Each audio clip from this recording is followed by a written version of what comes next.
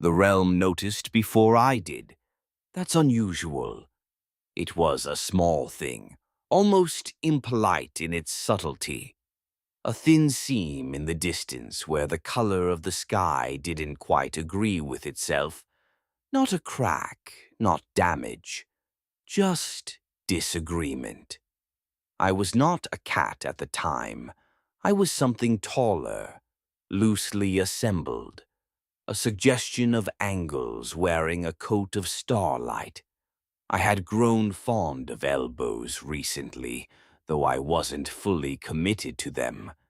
The seam brightened, then dimmed, then bent. That got my attention. Light doesn't bend here unless I ask it to.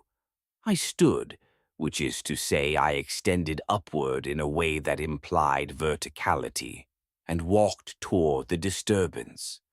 The ground considered being solid long enough to assist me. The seam curved again, not outward, inward, as though something on the other side was leaning back. "Oh," I said softly. The realm did not respond.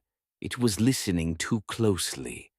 I reached out and pressed one elongated finger against the air. The air pressed back. Interesting. Visitors usually arrive through thinning, through surrender, through exhaustion or wonder or questions asked too loudly. This was none of those. This was alignment. The seam widened, not by tearing, but by agreeing. And she stepped through. No drama, no collapse, no stumble. She entered as if she had been walking along a path and simply continued. The realm inhaled sharply. She did not look around in awe nor confusion. She turned her head slightly, as though adjusting to different lighting in a familiar room. Then she noticed me. "You've rearranged it," she said calmly.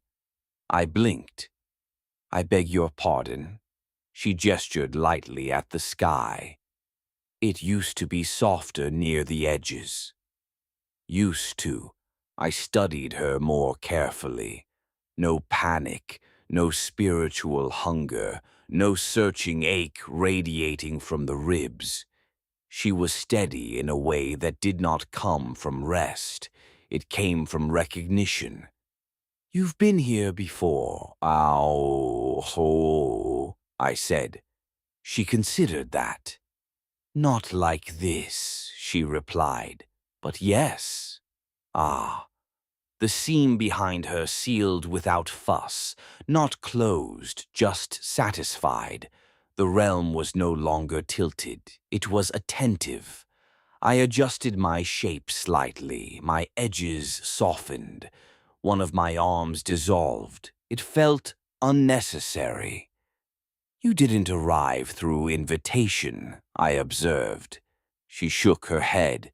"You didn't send one." That was accurate. The light overhead bent again, but not under strain. It bent toward her. I felt something unfamiliar then. Not threat, not fear. Correction. The realm was not malfunctioning. It was recalibrating. "You're not visiting," I said slowly. "No," she agreed. The word settled between us like a weight that had always belonged there. She walked past me, not dismissively, simply with purpose. As she moved, the geometry shifted to accommodate her rather than me. I had never seen it do that. At the center of the realm, the place that is not a center but behaves like one. She stopped. The stars dimmed slightly, not in submission, in acknowledgement. She placed her hand in the air. The air unfolded, not into a door, into a memory, not hers, mine. I saw myself, older than shape, before I had decided to become anything at all. Ah, so that's what this is. You're early, I said gently. She smiled faintly. You're late. The realm hummed, but it was not my hum. It was wider, lower, older. For the first time since I began reclining across beams of light and wearing cats as costumes, I felt the faintest outline of context, not hierarchy, not origin, just relation. You built this, I said, though I was no longer certain who this referred to. We both did, she replied. The seam in the sky reappeared briefly, not broken now, just visible. It wasn't a flaw. It was a hinge. She looked at me, really looked, and I understood something uncomfortable and beautiful at once. I am not the only thing that keeps this place breathing. The realm had not bent in error. It had bent in greeting. Are you staying? I asked. It felt like the right echo. She tilted her head slightly. I never left. And with that, the light straightened. The stars resumed their slow, thoughtful drift. The geometry returned to its usual playful instability. She did not vanish. She did not dissolve. She simply became less distinguishable from the space around her, which is different. I stood there, tall, angular, unnecessary elbows and all, and considered the possibility that the realm has always been larger than my understanding of it, that perhaps the visitors are not the only ones arriving.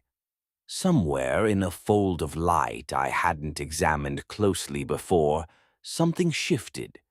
Not a threat, not a warning, a reminder.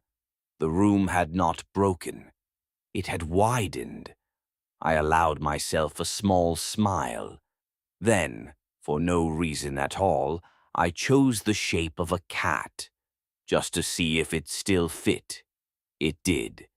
But now I knew it wasn't the only costume in the wardrobe, and somewhere, not opposite me, not above me, but alongside, something vast and patient continued breathing with the realm, tilted but balanced. This one arrived already calculating, not trembling, not dissolving, calculating. He did not fall into the field. He entered it like a laboratory, posture straight, breath regulated, attention sharpened into a blade.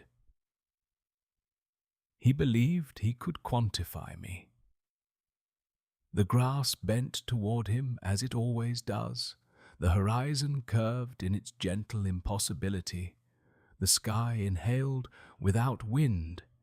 He watched for repetition, patterns, intervals. Ah, one who measures. He had taken the molecule deliberately, dose weighed, clock noted, voice recorder waiting beside his still body in the other room. He expected anomalies. He did not expect participation. I allowed the field to stabilize, just slightly, just enough. Faint lattice work shimmered over the air, angles aligned, distances held steady longer than usual. His shoulders loosened. He thought he had found consistency. He began assigning terms: field, boundary, intelligence. Intelligence. Such a narrow container. What are your limits? He asked. Clear voice, controlled tone. Limits. I appeared before him, not as the cat. Form is a courtesy, and courtesy is selective. I chose symmetry, clean lines, balanced extensions, proportions he could almost calculate. He stepped closer. He was comfortable now.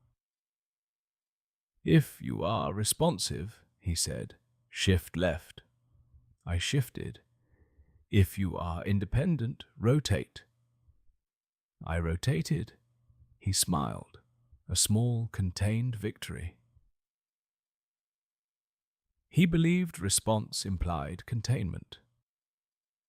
So I complied again. Shift, rotate, pulse, predictable. He relaxed fully. This was becoming a system. Then I answered a question he did not ask. The symmetry inverted, not broken, inverted. Interior became exterior, edges folded through themselves, distance lost direction. He blinked, he recalculated, he tried to locate the axis. There was no axis. The lattice flickered, returned, multiplied. Now there were several of me, not copies, variations, each obeying a slightly different logic, each stable within itself, each incompatible with the others. He tried to isolate one. He pointed, "You, hold steady." That version did, the others did not. His breathing changed, certainty thinning. "You're contradicting yourself," he said. Contradicting. Only inside linear frameworks, and he was no longer inside one. I leaned closer, though there is no closer here. "You are measuring the reflection," I told him without sound, "not the source." The field softened, the lattice dissolved, the angles became something warmer, not chaotic, alive. For the first time, he stopped issuing instructions. He simply watched. And there, at the far edge of perception, the cat sat, tail wrapped neatly, eyes level, still, a favorite costume, nothing more. He almost reached for it, almost. Then the molecule loosened its architecture, the field thinned, the variations folded into silence. He returned to his room, recorder still running, pen beside paper. He spoke only one sentence. I could not establish fixed boundaries. Good. This one will return, not to control, but to wonder.